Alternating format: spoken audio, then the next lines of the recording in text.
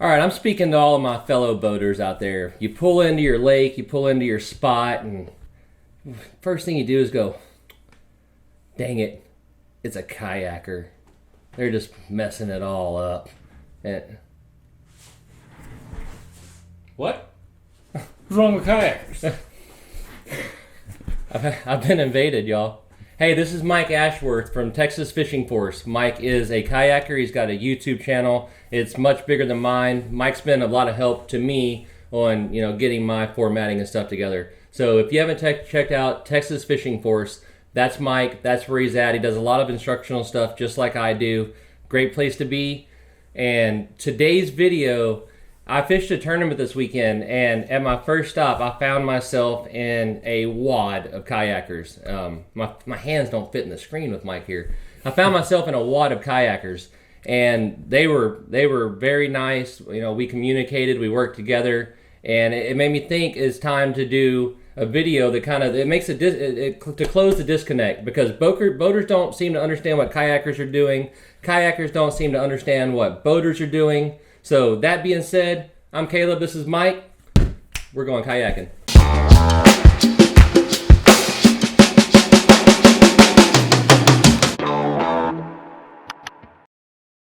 All right, so this is Mike. He fishes kayak tournaments. He's spent a lot of time on the water. Every second that he can, I know he's out there. Mike and I did a video together a week or two ago. It's on his channel. We went and chased some schools of redfish. You'll see that Mike knows what he's doing. So let's get right into the meat of the topic here. You're running into a channel, whether you're going into a bay or a back lake. You come around the corner, there's a kayaker. He is sitting right there on the edge. You're within 30 feet, 30 yards of him. What do? A lot of people, they're gonna just get off the gas right away. That's not always the right thing. But instead of me telling you, because I don't paddle a kayak, Mike. What do you guys prefer? When somebody is coming up to us, I would much prefer somebody to stay on plane, always, just because that creates less of a wake. Really, there's two scenarios. You can either stay on plane when you're coming up to a kayaker passing that way, or you can slow down way before you get there, which is really unreasonable to stay on idle that long. And so for me, I would much rather somebody just stay on plane, pass me. The waves are going to be smaller. I'll stay across the bank, and we're good to go. So we're just gonna zip one by, move over from them as far as you can. Stay on plane, rip the Band-Aid off, get past them. If you're not comfortable with the situation, you don't know what's over there, drop your boat down all the way to an absolute idle, just like you're in the marina. It's gonna make way less turbulence. If you just slow down but keep chugging, you're gonna wake this guy up in the middle of the grass. But like he was saying, usually where there's one kayak, there's multiple. So if you drop down to that absolute idle, you might end up with a long ways to go. And I don't think any of the experienced kayakers are going to expect you to spend that much time going. So, and then the next thing you see is you're coming around the corner, and they're anchored up in a bend or on a point, and they're fishing all the way across the channel. So at that point, it really gets in your head that, man, if I go through here, I'm going to run through this guy's fish. He's going to be really upset with me. So what do you do, kayak man? Well, as a kayaker, you don't want to be fishing across any of the channels. You want to be staying on the shoreline, fishing with the shoreline for a few reasons. One, you're going to catch more fish because you're covering a much bigger area, and you're covering the entire bank rather than fishing across and doing those fan casts. Two, you stay out of the way of other kayakers, you stay out of the way of other boaters, and it just helps everybody out. You're going to catch more fish, and you're going to stay out of people's way. So, and that makes sense, because I do the same thing in my boat. If I can fish down a shoreline, if you're sitting and casting to the other side of the bank, you're obviously trying to target grass or maybe a drop off and bring your lure back across it.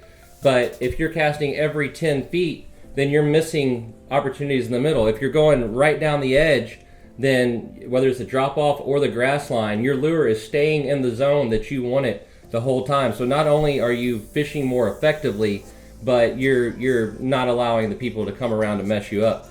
All right, next. So I pull into a lake, bay, whatever. There's 4 or 5 kayaks, as you often see them, and there's a kayak every 200 yards. I want to fish that shoreline, but the whole thing's taken up. Now these kayakers, they're not moving very fast, so in my head, I'm thinking, is it okay to pull up in between them, or is that whole shoreline gone?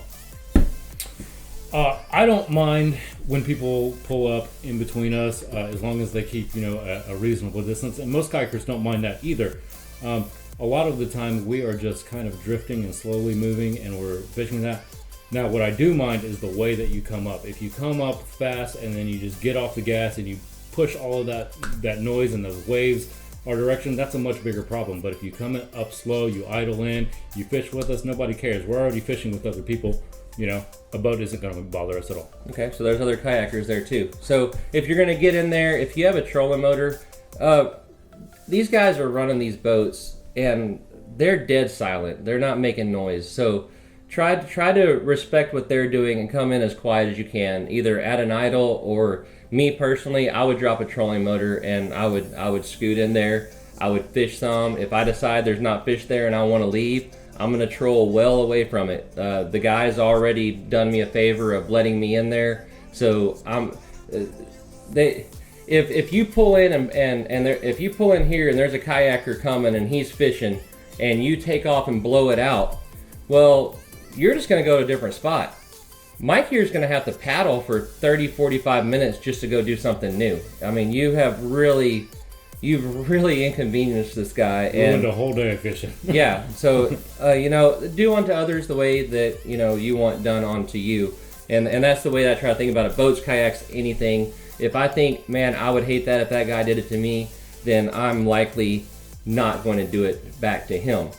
Now, one thing that I have as a boater that I'm going to fire at Mike here is I'm fishing a shoreline, I'm fishing a drain, whatever it is, and here comes a kayak.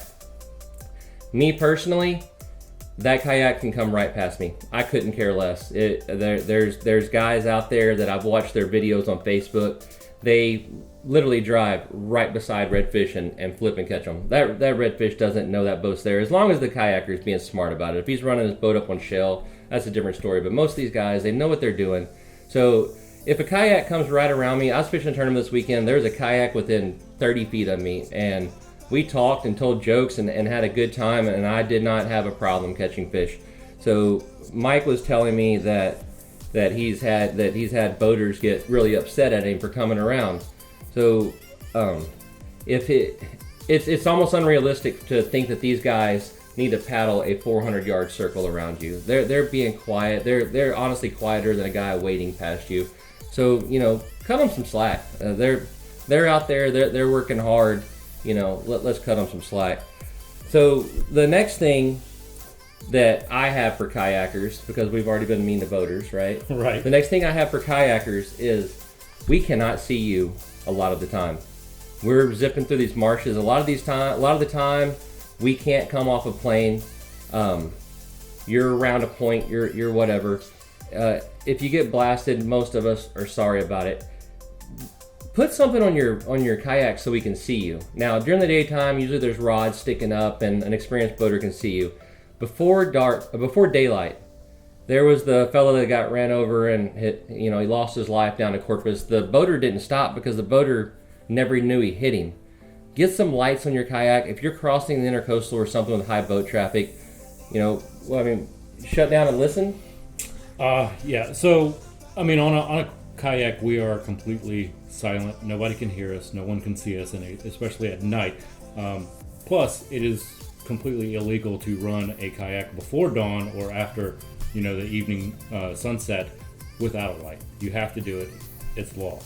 I would highly suggest getting a FAM light. That is the brightest light. It's brighter than any boat light I've ever seen. That's what I run on my kayak, and I promise you will see that for miles.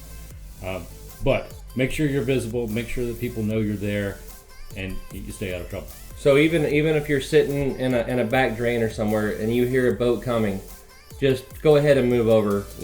Whether it annoys you or not that boat's coming and you might run through your stuff, it's not worth getting ran over by a boat. If a boat runs over a kayaker, it's not good. And even the guy driving the boat, he's going to be torn up about it. So you hear a boat coming, just move over. If you're crossing before dark or before daylight, just listen. Be safe. We're all out here to have fun. Let's use our heads. So I guess the moral of the story here really is we're all out here for the same reason. There's a lot of strife between boaters and kayakers. It's really unnecessary. I wanted to bring something together where we kind of understand each other a little bit more. The bottom line is, if you're out in your boat and you're fishing and there's a kayaker there already, he probably got up way earlier than you did. He worked his tail off paddling to where you're going to be. Show the guy some respect. Get up early the next morning if you want it. Go find something else. They're not hurting the fish while they're there. They're being quiet. And once he leaves, come in there, do some fishing. And other than that, let's be friends. Let's like each other. Yeah. Well, I mean, the same thing goes for kayakers. You want to respect the boats, and you don't want to make their job any worse. The fact is that we can hear boaters, but boaters can't hear us. So if you hear one coming, get out of the way. Give them the room. Give them the space. Because it's your life in danger, not theirs. When they run over you, nothing happens to them or their boat, but you will most likely not live through that. All right, so I hope this helped kind of close the gap a little bit between boaters and kayakers. We want to be friends. We don't often launch from the same ramp, but we're out for the same reasons. So let's come together. Let's understand each other a little bit. Let's show each other some respect. I'm very appreciative of the respect that I was shown by the kayakers. I hope that I didn't fall short in the way that I moved around that lake. But whenever I left, the hand gesture was like this. So I think I did all right. But anyway, so that's it, and we will catch you on the next one.